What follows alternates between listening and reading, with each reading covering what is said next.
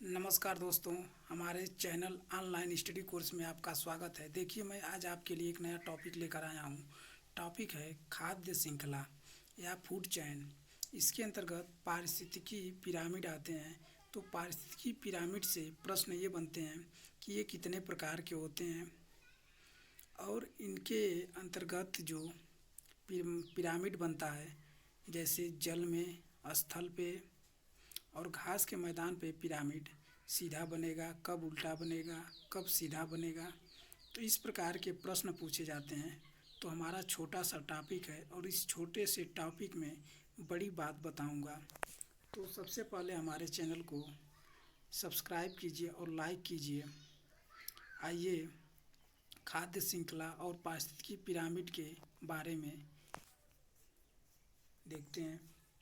जैसे देखिए, ये फूड चैन है या खाद्य श्रृंखला। तो ये सबसे पहले पेड़ पौधे से, सूर्य से उसको पेड़ पौधे से रासायनिक ऊर्जा को लेते हैं और ये कन्वर्ट कर लेते हैं। इसके बाद घास को टिड्डा खाएगा, टिड्डा के बाद मेढक खाएगा और मेढक को सांप खाएगा और सांप के बाद उल्लू, सांप को उल्लू, गीद 5 खाएंगे और इसके बाद ये डीकम्पोजर, इसके बाद अपघटक में ये बदल जाएगा और फिर ऐसे ही एक चैन चलता रहता है। तो इस तरह हम कह सकते हैं कि ऊर्जा का स्थानांतरण भी हो रहा है और खाद्य श्रृंखला आहार भोजन का एक अनुसरण भी कर रही है।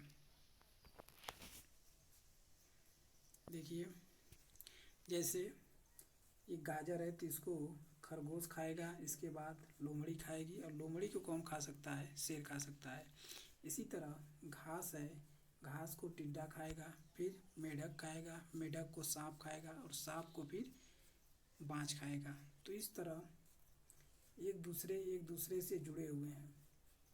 सबसे पहले उत्पादक होगा, इसके बाद घास जो होती है उत्पादक होता है और टिड्डा जो होता है उपभोक्ता होता है। उपभोक्ता 3 प्रकार के होते हैं: प्राइमरी उपभोक्ता, द्वितीयक उपभोक्ता और तृतीयक उपभोक्ता। देखिए, पारिस्थितिकी पिरामिड के प्रकार। पिरामिड जो होता है 3 प्रकार के होते हैं। ये 3 प्रकार के होते हैं। पहला होता है संख्या का पिरामिड और दूसरा होता है जीवभार का पिरामिड और तीसरा होता है ऊर्जा का पिरामिड। तो आइए देखते हैं कि संख्या का पिरामिड सीधा बनता है कि उल्टा बनता है, फिर जीवभार का पिरामिड कैसा बनता है और ऊर्जा का पिरामिड कैसा बनता है। तो आइए देखते हैं संख्या का पिरामिड। संख्या का पिरामिड में घास का मैदान व तालाब में पिरामिड इसका जो बनेगा वो सीधा बनेगा। तो याद रखिएगा, घास के मैदान दे या तालाब दे, इसमें दोनों में संख्या का पिरामिड सीधा बनता है।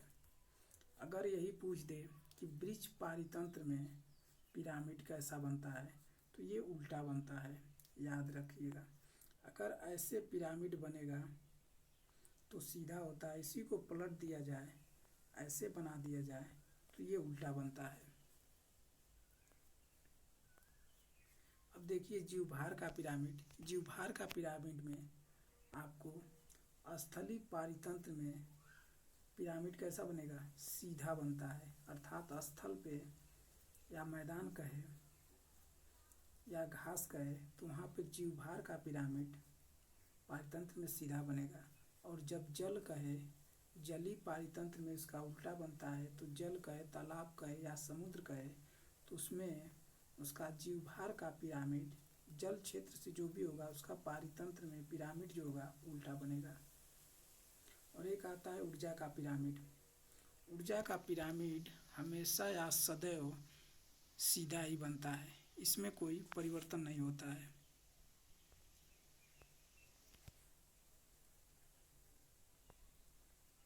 तो देखिए, यही फूड चैन आ गया। फिर तो हमारी वीडियो अगर अच्छी लगी हो तो वीडियो को लाइक कीजिए और सब्सक्राइब ज़रूर कीजिए। फिर ऐसी छोटी छोटी वीडियो मैं अपलोड करूँगा।